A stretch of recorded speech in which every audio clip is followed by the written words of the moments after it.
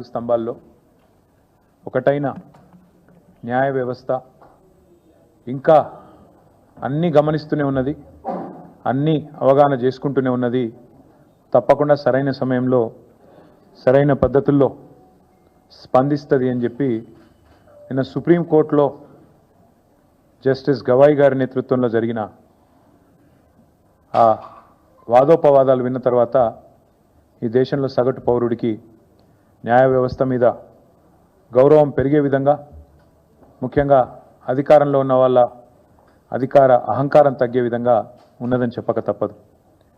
నిన్నటి సుప్రీంకోర్టు యొక్క డైరెక్షన్, ఆ 100 ఎకరాలు ఎప్పుడు రిస్టోర్ చేస్తారు, ఎక్కడైతే మీరు చెట్లు కొట్టేసి ఆ పర్యావరణాన్ని అతలాకుతలం చేసినారో ఎప్పుడు మళ్ళీ తిరిగి పునరుద్ధరిస్తారు, ఎట్లా పునరుద్ధరిస్తారు అనే స్పష్టమైన ఒక రోడ్ మ్యాప్తో రండి.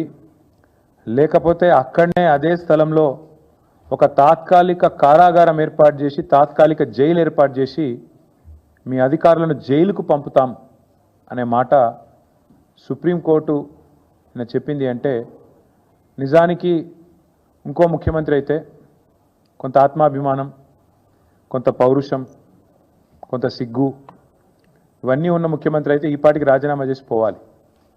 కానీ అక్కడ ఉన్నది రేవంత్ రెడ్డి. ఆయన కిందాక నేను చెప్పిన ఇలాంటి ఏవి కూడా లేవు కాబట్టి సహజంగానే దులుపుకొని పోతా ఉన్నారు. కానీ నిన్న సుప్రీంకోర్టు డైరెక్షన్ ఏదైతే ఉందో ఇది 100 ఎకరాలు వెంటనే పునరుద్ధరించాలనేది, ఇది విద్యార్థుల విజయం, ఇది హైదరాబాద్ సెంట్రల్ యూనివర్సిటీ యొక్క ప్రొఫెసర్ల విజయం. నిజంగా చెప్పాలంటే ఈ రాష్ట్రంలోని, ఈ దేశంలోని పర్యావరణ ప్రేమికుల విజయంగా చెప్పక తప్పదు. ఇవాళ ప్రపంచవ్యాప్తంగా, దేశంలోనే కాకుండా వివిధ దేశాల్లో ఉండి ఈ అంశం పట్ల స్పందించిన ప్రతి ఒక్కరికి, రేవంత్ రెడ్డి సర్కార్ చేసిన పర్యావరణ విధ్వంసం మీద గలమెత్తిన ప్రతి ఒక్కరికి, వారికి మద్దతుగా నిలబడ్డ ప్రతి ఒక్కరికి కూడా హృదయపూర్వకంగా నా ధన్యవాదాలు, మా పార్టీ తరఫున వారికి అభినందనలు.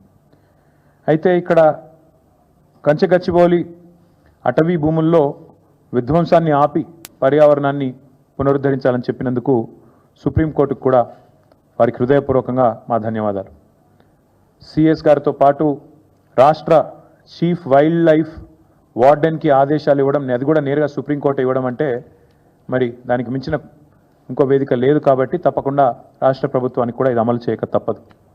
అట్లాగే క్షేత్రస్థాయిలో పర్యటించి ఆ సిఈసి సెంట్రల్ ఎంపవర్డ్ కమిటీ ఏదైతే ఉన్నదో అందరినీ కలిసి వాస్తవాలను వెలుగులోకి తెచ్చినందుకు వారికి కూడా హృదయపూర్వకంగా మా ధన్యవాదాలు. మరి